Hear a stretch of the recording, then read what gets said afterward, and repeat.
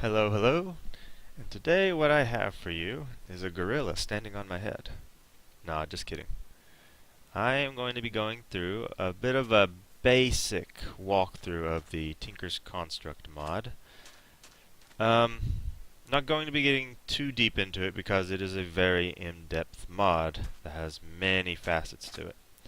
So this video will basically be showing how you can get one started, get a smeltery started, go ahead and throw some ores in there and double your output for ores. Alright, and my sound is a little too loud. Okay, let's get started. What you're going to want to do is grab some sand, gravel, and clay. If you craft them like this, you can make 2 pieces of grout. And if you craft them like this, it'll make 8 pieces, so it's the same either way as far as what you put into it, you'll get the same out of it. Alright, so once you get this grout, you're gonna wanna throw it in a furnace and cook it up, and it'll become seared bricks. Once you get the seared bricks, you can combine them like this to make them into the blocks. You're gonna need quite a few of these. We'll find out later. I didn't have it counted yet, so we'll find out later how many you need to get your smeltery started. But you are going to need one of these. This is a smeltery controller. It is what you'll be using to control your smeltery. You'll right click it to go into the GUI, and this is the only way you'll be able to react with your interact with your smeltery.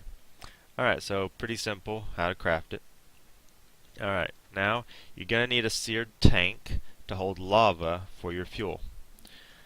Alright, and it's pretty simple to craft as well. And you will only need one of these, you'll only need one of these.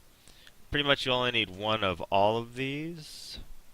Except for this, you're going to need 2 of these. These are smeltery drains. This is how you're going to be able to remove materials from your smeltery. Let me make it daytime. Alright, and to craft one of these, you simply do this. You're going to want 2 of them at minimum, is what I recommend. Alright, now, along with the drain, you're going to need a faucet to go on it, as you can see here. Now, to craft a faucet, it is simply 3 seared bricks. Alright, now you're going to need something to pour your material into, or onto. You're going to need a casting table, which is pretty simple to craft, and a casting basin. The casting basin is optional. You don't really need it, but it is great for emptying out lots of material at once, because it will turn whatever material you smelt into a block. And so if you're smelting iron, let's say, you can pour it into the basin and it will make a single block of iron. And it is pretty simple to craft.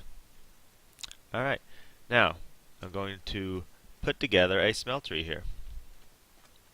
And you get to watch. Alright, what you're going to want to do first is create the bottom of it. Now this is an older version of Tinker's Construct. This is for the Hexit mod. So you cannot make it any bigger or smaller than this. In newer versions of Tinker's Construct, you can make it even larger, you can make it even larger and it will hold a lot more stuff. But you can't do this in the older versions. It has to be the absolute minimum of size. Alright, now let's continue. Fill my sand up. Alright, so you're going to want to create just a little circle around it and leave room for your controller and your tank. Voila, it's already started. You can right click it and you can go ahead and start putting stuff in it and it'll start cooking it. You're going to have to, of course, put in a bucket of lava in order to give it some fuel. Voila. One of these tanks will hold 4 buckets of lava, and yes, even in the old version, this old version of Tinker's Construct, you can add more tanks and hold more lava. The thing is, it does glitch out with, it doesn't really read it correctly on your fuel. So if I remove that, it will show correctly. Actually, it doesn't even show correctly even after I fill this one up. It's still got bugs since it is an older version. Alright, so now let's say I'm going to go ahead and get some iron smelting in here. And as you can see, I can cook 9 iron at once at its current state because there's actually 9 blocks of space inside of it. Now, if you make your smeltery taller and taller and taller and taller, it will keep increasing the amount of items you can smelt at once. In which case, if I made this 2 layers high, it could smelt 18 ores at once. Alright. Now, in order to remove ores, you're going to want to have smeltery drains, of course. And you face them outward like this. You're going to want faucets. And you're going to want a bin and a table. Alright. So, I should have started with a different material. So I'm going to remove this. You're going to want to make a cast in order to remove ingots specifically. But if you want to just remove blocks, you can simply use this, the basin. But if you're wanting to get a specific ingot, then you're going to have to make a cast, in which case you're going to need either gold, or this also works is you get a little bit of aluminum, if I can find it. You're going to need aluminum brass, which is a combination of aluminum and copper. So all you do is throw in some aluminum and copper. I believe the recipe is 3 parts aluminum, 1 part copper. I can look it up right now. Molten aluminum brass. There we go. It glitches out a little bit.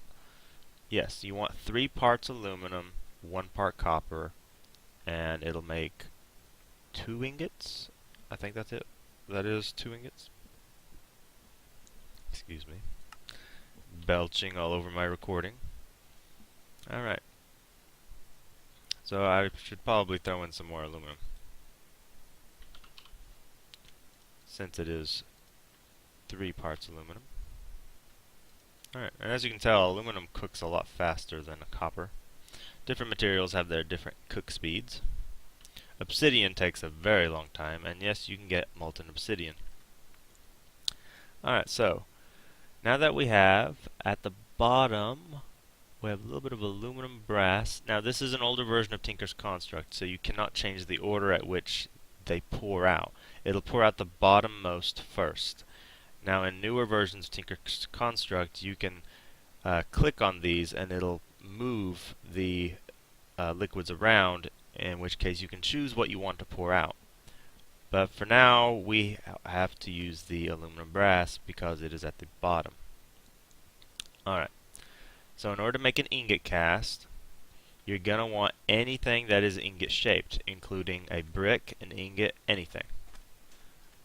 And so if you haven't smelted any ores yet in just a regular furnace, you may just want to use a seared brick. In which case you simply pour the aluminum brass or the gold, either one will work, pour it over it, wait for it to cool, and right click it. Alright, now now that you have your ingot cast, you can just put it in the casting table and pour out any material you want. And so I have some aluminum brass in there. I'm going to pour it out. Now, whenever you make any cast at all, it will use up 1 ingot of aluminum brass or gold, either one. Alright, and so here we are removing materials from the smeltery. And of course you can add a lot more drains and casting tables and just surround this thing, and you can make it so then you can drain materials very quickly. And here we are, we're on to the gold. Alright, now since this is an older version of Tinker's Construct, sadly they do not have the nugget cast, in which case if you have an uneven amount of material left, like it will say 1 ingot and maybe 3 nuggets. You cannot make a nugget cast in this old version of Tinker's Construct, in which case you will simply have to pour it out and it will not dry because it's not enough, and you'll simply just have to remove the casting table and put it back, which is simple enough to do, but you will lose a little bit of material doing it.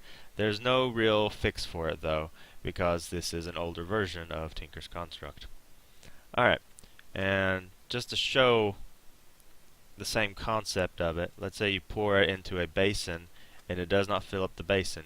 Well, you can either, smelt some more of that material and try filling it up some more, or if you don't have enough of the material, you'll just have to break it and waste the material. And that's just how it goes. Alright, and that is about all you need to know about getting a smeltery started, doubling up your ores, and starting to make casts of ingots and blocks.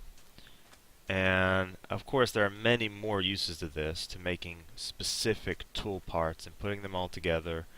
I'm not going to get into that on this video. This video is just a quick little video on how to get your smeltery started so then you can double your ores. Alright, I guess that will about do it, and we'll end it the way we started, the gorilla on my head. Goodbye.